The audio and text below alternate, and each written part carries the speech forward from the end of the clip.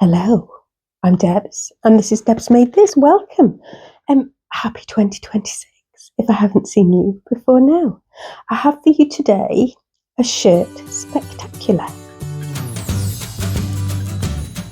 Now, I did record this a few weeks ago, but then since then I've made this, which is one of my very favourite shirts.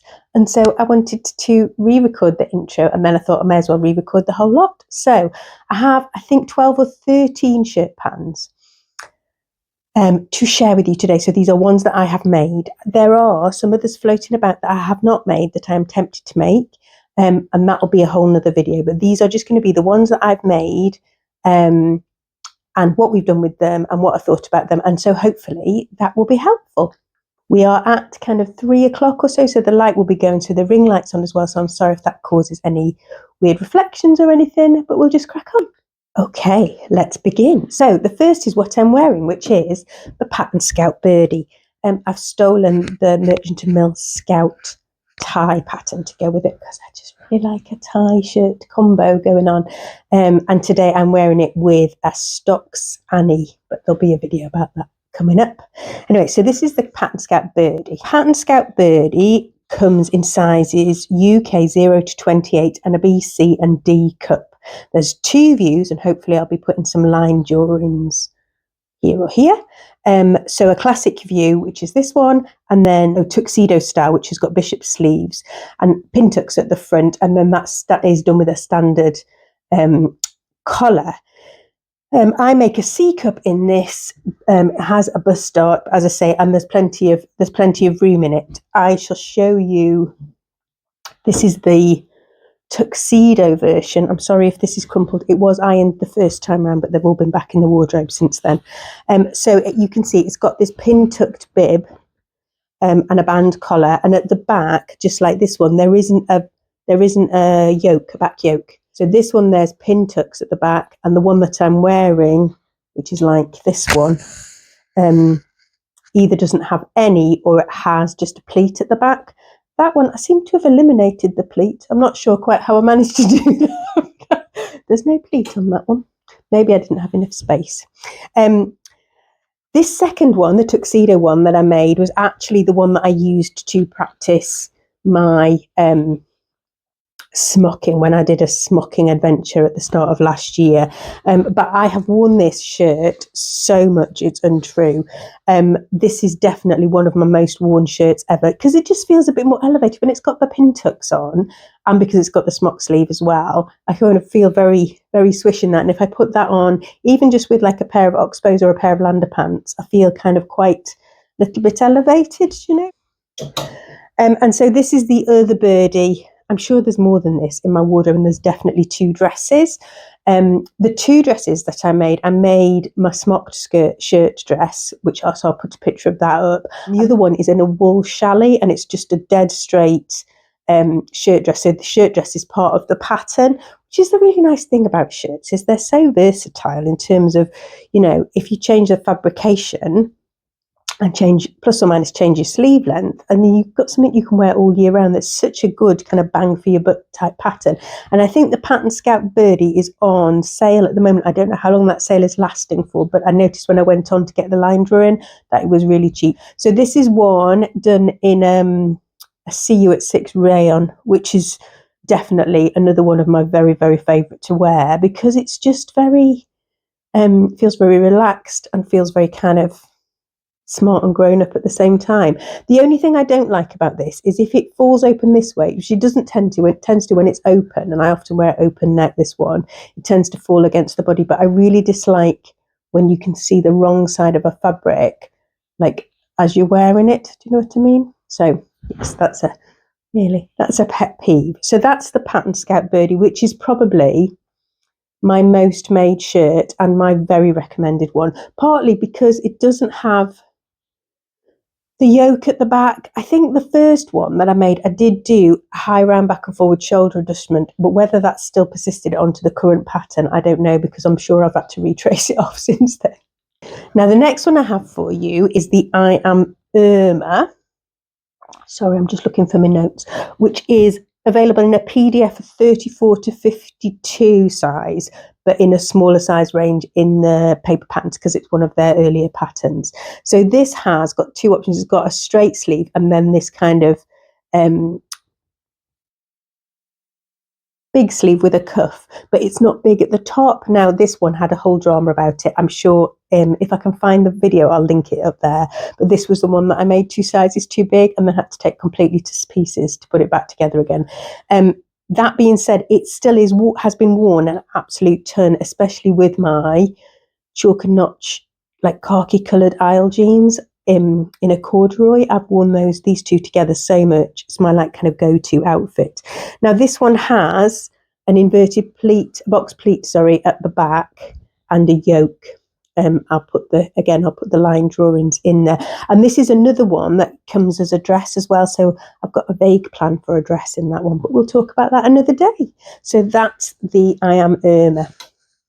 Now I do also have, I'll put a picture in, the I Am Hermes, which is an even older pattern that is my go-to summer shirt, which I've nearly disintegrated after this year. But I think that only goes up to like a 48 or something as the top pattern sized. I can't see where I've written it down, but anyway, I think that one's smaller. So that's the I Am Patterns one. The next one I've got, I don't have the shirt anymore because I didn't like the fabric that I made it in. I don't think I've even got a picture, but I did it in a polka dot. And I have something against polka dots. Tell me, a lot of people really love them and I really, really dislike them. I have no idea why. Anyway, so I made it in a polka dot and then realised I don't like polka dots. So I gave that one away. So I still have the dress though. The dress is in a beautiful fabric. This is a Liberty needle cord. I shall put the line drawings in up here and you will see that that was perhaps an error because what I've done is to disguise the style lines on this. So this has both a front yoke and a back yoke. It has princess seams that run just down from the front yoke and princess seams that run down from the back yoke. So you can get some really nice fit and details. If you top stitched it, it would give really nice details. The only picture I have of me in this is the one when I made it, I think. Now I have worn it more than that, just haven't taken pictures. It still fits me, which is a blessing because when I made it I was very thin. I wasn't very well actually. I was still at work and I was very poorly and I had just run a marathon, so I was particularly thin at that point, but anyway, I should put a picture of me in that so for your perusal. So it's kind of got a bit like a Western vibe, and so if you made it in a denim you could make it look really Western, but obviously when you make it in a pattern fabric what you've got is all those princess seams to adjust the fitting, and you know that's always a bonus, isn't it? Now the next one I think is from 2 years ago. So this is the Merchant and Mills Scout shirt, which again has a yoke at the back. It has a little hooky hangy uppy thing, and it has a pleat. I have a seam line in that pleat because this was made from a duvet cover or the remnants of a duvet cover. It has a tie that comes with it, and there is a dress version which I have made. This one's been worn a load actually, considering it was like the scrappy ends of a duvet cover. I really enjoyed wearing this. It is quite swingy compared to quite the other, and it's cropped. So bear that in mind. It has this front pleat and this pop over placket going on. The construction of this is quite tricky. I don't know that they make it as easy as it possibly could be, and I'm sure I found a Love Notions, I think, tutorial which was a lot better for that. Anyway, so that's that one. I do have an intent to make another one of these, probably with long sleeves.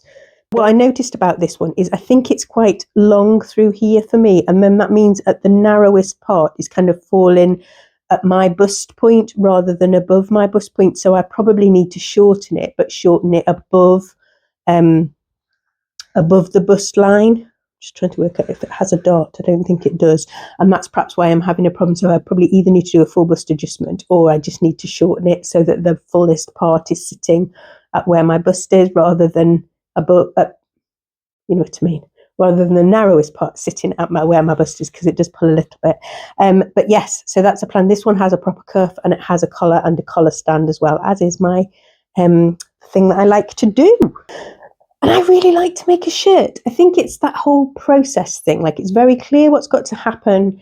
you can envisage it in your head, and when you get to the end, it looks like it looked as you were making it, which sometimes doesn't happen with other dressmaking, but with a shirt it's very unlikely for it not to happen. If you're enjoying today's video, I'd be really grateful if you would give me a thumbs up and let me know what you're liking about it down below. If you're not subscribed, I'd be really grateful if you would subscribe to the channel because it helps it to grow. Thanks so much. This next one, this was a toile, but is probably my most worn toile ever. So this is my Bananas in Pyjamas Jenna, so called because it has stripes and yellow buttons. And if you were a child of the 70s in the UK, you may remember Bananas in Pyjamas. You may not. You may think I'm insane, but go and Google it on YouTube. And this is very reminiscent. This is the Jenna shirt by Closet Core Patterns, which comes in their extra small to 4XL, so in their alphanumeric size range, not the other one. Yeah, 69-inch or 175 centimetre bust and hip maximum measurement. This also comes in a cropped version, which I haven't made, although I probably should, and a dress, which I've got a bit of a thing about gathers at the moment, and I don't want to gather dress, but yeah, I'm contemplating making a Jenna in the dress with pleats. So if you've done that, just let me know down below. Anyway, so this one was a toile. This has this deep back yoke and the hook. You can see that how it's like really deep on that one. I then went on to make a Nanny Eero double gauze one, which is packed away with my summer stuff in the loft, which I didn't love quite as much as this one because it felt kind of a bit too unstructured for me. I kind of had to think a little bit more about how I'd wear it, whereas this one I can fling on with all sorts of things. This is one of my very favourite shirts because the pattern instructions are really clear, and the finished result is exactly how you're expecting it to be from the pictures and the diagram. So I haven't got the basic version that I did make of this. This is the Cashmerette Vernon, but this is the kind of fancy version. So this is a version with a longer collar point, a hidden button placket, and like a lantern sleeve. So it's got an extra section on the cuff and then a cuff on it. I think I made the other one and I didn't like the material.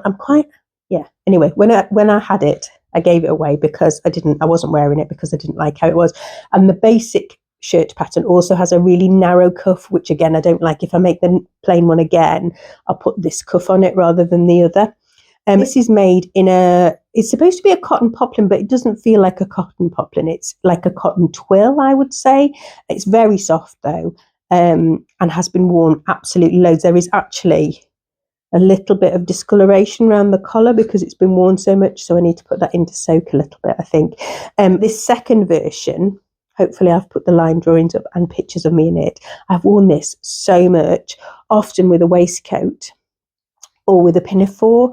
It has a puff sleeve, but it's kind of a really gentle puff sleeve. And in this kind of more soft structured fabric, you can see instead of it being kind of poofy, if I'd made this in like a proper crisp poplin, it would have been much more stand up. Which is not what I was going for really. So I'm really pleased that this is like the perfect accidental combination of fabric and pattern. So that's the Cashmerette Vernon, and I definitely have another one of those planned. I do have a couple in here that I'm not sure you'll still be able to get hold of. The first, it's the pattern fantastique Phen. Now, the owner of Pattern Fantastique, whose name escapes me transiently, I think she might be a Lauren as well as the other Lauren, announced that the shop was shutting. So if you find a paper pattern of this sitting about somewhere, I would purchase that if this is appealing, because I think it's going to be quite difficult to get a hold of them. I think I traced mine, so I might sell mine, we'll see. And this is the first one that I made. This was my toile, and you can see that this has got this really interesting shape, almost a cocoon shape, that comes then narrow in around the hip, so that when you tuck the shirt in, you don't have any bulk. This is a very, very deep back yoke and loop with a pleat underneath, and it also has a sleeve, a collar, and a placket, which is it doesn't have a tower placket, this one actually, it's a bias placket. I really enjoyed this one. I didn't expect to at all. What I did find was that it was a bit too oversized down here for me. Everything felt like it was kind of too bulky. And I think I sized down. I spoke to the designer and I made some changes. And I think I used the arm's eye and the sleeve from a smaller pattern, but kept some of the other details. And then what I decided to do in my wisdom was to make a hand sewn one. I did this on holiday. I've got a picture of where I sewed it, which is in the northwest of Scotland. I should put a picture up. So this is made of a wool silk blend that came from Fabworks with this stripe. And I was really pleased with my stripe matching, but to make this was really hard. So it frayed like the devil. It would have been much better sewn on the machine. But yes, I got it done and it has been worn. It gets worn a lot less at this time of the year because it's got this interesting shape. You can see that at your actual arm's eye, you've got quite a lot of material, same as the I am Irma. So you just have to kind of consider that when you're thinking about how you're going to layer that. You kind of need a cape a la Claudia to layer that one with. I love this. I do really love it. And yeah, my only regret is that I didn't sew it on the machine. I think that probably would have produced something that is going to last a lot longer. But it's lasted so far. I think it's been like 18 months or so. And what I tend to do at this time of year, instead of trying to lay it over, I lay it under and put like a mock neck or a crew neck underneath it. And then that kind of keeps me warm enough. And again, this is kind of smart without being overly smart. It's kind of hits just that lovely sweet spot. So that's the Phen shirt by Pattern Fantastique.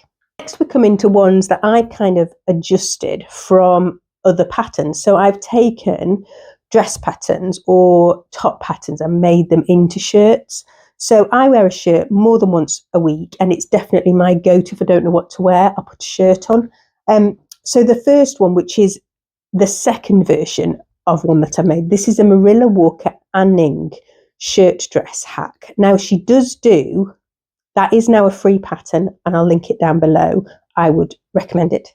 But she doesn't have one this long. I've kind of hacked it. So you can either make a short one, and there's kind of I'm sure that's part of the pattern is a short one, or like it's a shirt dress. So like this, but then add like about another 18 inches. And I kind of made it shorter, and then I put a kind of Jenna-esque shirt tail hem with that little, I forgot what that's called, like a little gusset protector over the shirt tail hem. Can you see that? And I've done a bit of stripe play going the other way. This was made in a really fine poplin that came from Fabrics Galore a couple of years ago, and it's got this neon stripe in it. Now I hope that this would read as neutral, but I can really see the neon in it. So although I've worn it loads, I don't wear it as much as my original one, which was a white voile. How do I say that? Somebody tell me down below, please. Anyway, that very fine white fabric, and I wore it so much, it like just fell to pieces. It fell to pieces around the like the bib part of it, and on the shoulders, and on the arms, and on the cuff, because I just wore it. But I do need another white one. Next, for my tweaked ones, this is the Pauline Alice Ibi that I made into a shirt.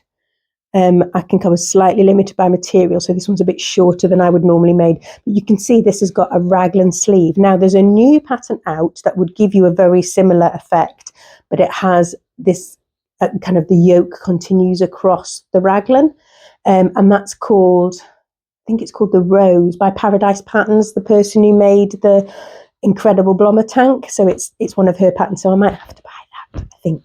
But at the time that I made this, the only other one was one that I made that I don't have in my wardrobe anymore, which was the Coffee and Thread Naomi shirt. If I've got a picture, I'll put a picture. I made it in a very bright stripe, and it was just completely the wrong colours for me. It looked dreadful on me. And because I've got a fairly square shoulder, actually, sometimes a raglan can be a bit tricky to fit for me.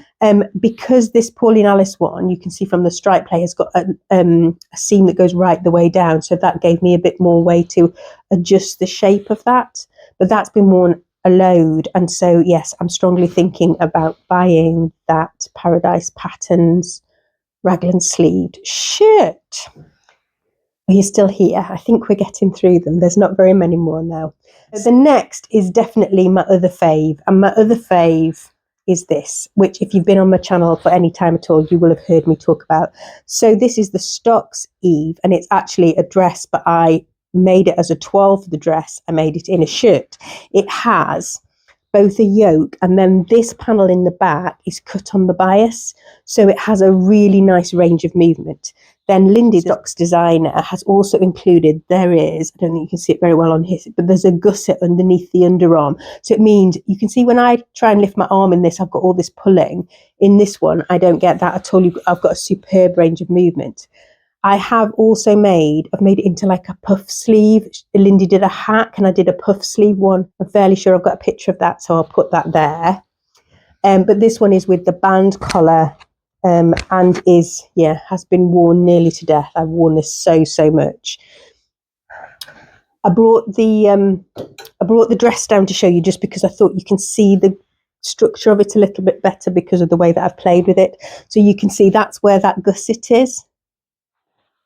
I think I took a little bit more out of that back section to make sure that this seam line hit at my waist. And then there's panels in the back, and it's such a lovely dress to wear. But the shirt is stunning. The other thing that's really clever about the construction of this, which you can see much better on this one, is instead of all the seams converging at the front collar, the centre front, which is what normally happens, and then you end up with that bulk, and trying to do the buttonholes is really tricky. But actually this one, can you see? So that's the inner collar ends here, and the outer collar comes right the way around and ends there.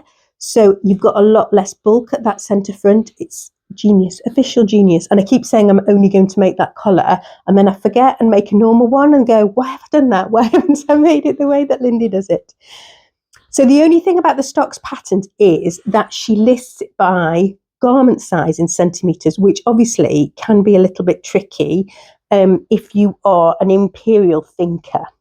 Now, hang on a second, right? So her sizes, so it's in Stokx size 0 to 12.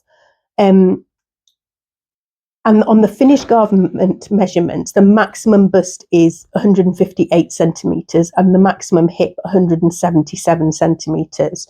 So I think that's about 60 inches or so maximum bust size, and that includes your E. So obviously you probably want it to be 2 or 3 inches less than that, depending on how much room you like in your clothes. Now, Lindy does that because you can obviously make this in a really heavy fabric, like a coat kind of weight, and then you would probably want much more ease in it. So she doesn't want to say this is the size, because you might. So I make a standard 4 if I make a shirt or a shirt dress in a Stokx, but I might make a 5 if I was going to make this as a coat, which may well happen. We'll see. So I think we are getting there. The next on my kind of unisex and male body patterns.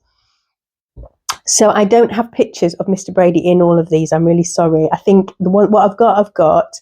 And if he will, he's gone back to work today, so I'm not sure that he's going to want to put these shirts on. But if he will, I'll take a picture of him. So the first is the LB Textiles Cornell, which always makes me smile. So I love Lauren's patterns, really like them. This is a standard shirt with a pop over front. So the placket finish is about there. This is made in a lawn. It's short sleeved because this is the second one I made for him. And when I made this and he tried it on, he couldn't get his forearms in it because I'd sized down. We ended up having to chop it off.